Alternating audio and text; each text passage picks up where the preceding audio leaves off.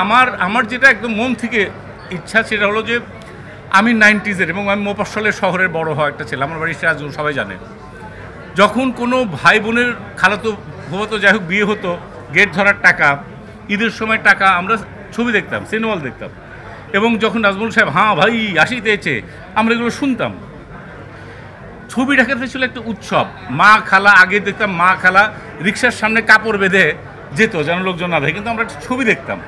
এটা একটা festive mood ছিল, একটা পরিবারের একটা সেদিন ছিল যে আজকে ছবি দেখতে যাব, সকাল থেকে কাজ করে, এটা একটা প্ল্যানিং ছিল, এটা একটা পরিবারের একটা উৎসব ছিল। এখন যেটা নাই। আমার বোন সিরাজগঞ্জে থাকে, এক বোন আমার সিনিয়র কিন্তু আমার ছোট বোন, সে বলছে যে তোরা সবাই দেখছিস, আমি কেন দেখতে পাচ্ছি না। এটা আমার বোনের কষ্ট, আমার বোনের কষ্ট মানে আমার কষ্ট। সেরকম আমার সিরাজগঞ্জের মতো অনেক শহরে সিনেমা হল নাই, এটা আমার কষ্ট। আমি আপনাদের মাধ্যমে জানাতে চাই, যারা জেলা প্রশাসক আছেন বা এরকম যারা যারা অথরাইজড আছেন, আমি চাই যেরকম একটা করে হাসপাতাল কমপ্লেক্স থাকে শারীরিক স্বাস্থ্যের জন্য, ঠিক সেরকম মানসিক স্বাস্থ্যের জন্য কয়েকটা করে সিনেমা হল থাকা দরকার। তাহলে নেশার থেকে, অন্য অন্য হানাহানির থেকে, মব জাস্টিস থেকে দূরে থাকবে। এখন তো আমরা মানুষের ক্ষতি করার চেষ্টা করি ভাই, জোর করে ধরে বলে এটা ওই সময়টা আমরা ভালো কিছু করি। প্রত্যেকটা শহরে যেটা ছিল, এটা তো দোষের কিছু না, একটা ছবি ছিল, এখনও অনেকগুলো আছে। এটার জন্য জেলা প্রশাসক থেকে শুরু করে সব কিছু দরকার। আমার এডুকেশনস দরকার, আমার হেলথ দরকার, আমার বিনোদনের জন্য একটা দুটো ছবিও দরকার, থিয়েটারের জন্য থিয়েটার হল দরকার।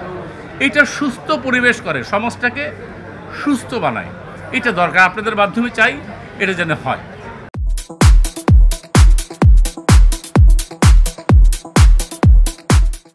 আমাকে আসলে অন্য মেকাররা ডাকেনি।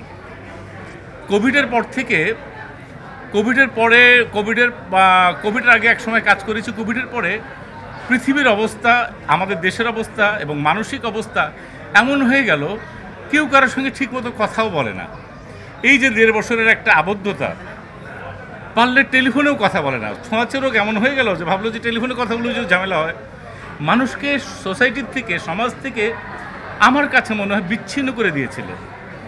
মেকারও বিচ্ছিন্ন হয়েছিল, আমারও এক ধরনের, এবং নতুন নতুন জিনিসগুলো আসছিল। সত্যি কথা বলতে কোনো মেকার ওইভাবে আসেনি।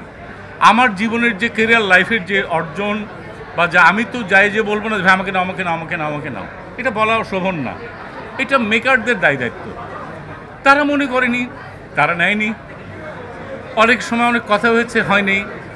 তো আমার কাছে অলমাইটি গড, আল্লাহ পাক, আল্লাহ সুবহানাহু ওয়া তাআলা আমাকে সুযোগ দিয়েছে, আমি সুযোগটা চেষ্টা করেছি এবং আল্লাহ পাক এটা কবুল করেছেন।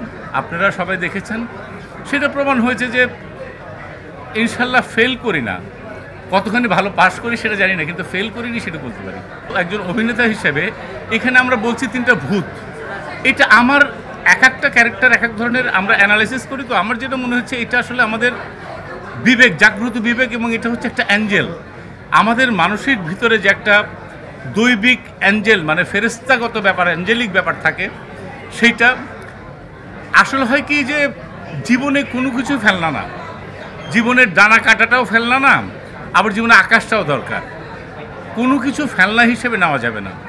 প্রত্যেকটা মুহূর্ত খুব ইম্পর্টেন্ট, কোনোটাই যে বেশি ইম্পর্টেন্ট কোনোটা কম না, সব মিলেই এক।